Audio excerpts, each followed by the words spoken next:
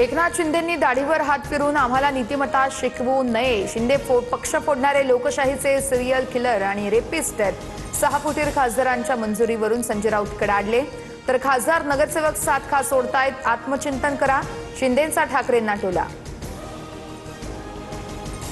बाळासाहेबांच्या हिंदुत्वाशी गद्दारी करणाऱ्यांनी हत्या बलात्काराचे शब्द वापरू नयेत। भाजपच्या नवनाथ बन यांचं संजय राऊतांना प्रत्युत्तर।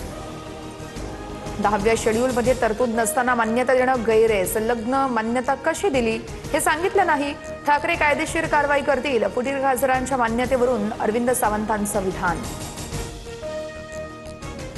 ठाकरेंनी 2022 पासून केलेले सर्व दावे फोल ठरले आहेत। निकाल सत्याच्याच बाजूनं। लोकसभा अध्यक्ष तांत्रिक बाब बघतील, विरोधकांचं काय ते चालू द्या। फुटीर खासदारांच्या मान्यतेवरून श्रीकांत शिंदेंचा पलटवार।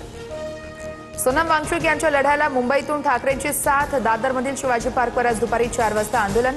नागरिकांना आंदोलनामध्ये सहभागी होण्याचं आवाहन। सोनम वांगचुक सध्या डॉक्टरांच्या निगराणीमध्ये आहेत। उद्याच्या आंदोलनामध्ये मोठ्या संख्येने सहभागी व्हा, रुग्णालयातून वांगचुक यांचं आवाहन। तर दुसरीकडे जंतर मंतरवर अभिजित दिपकेंचं उपोषण। संसदेवर उद्या मोर्चा निघणार। जय पवारांसमोर नगरसेवकांची निधी वाटपावरून नाराजी। महापालिकेमध्ये आपण सत्तेत आहोत की विरोधात हे स्पष्ट करा। राष्ट्रवादीच्या नगरसेवकांचा सवाल।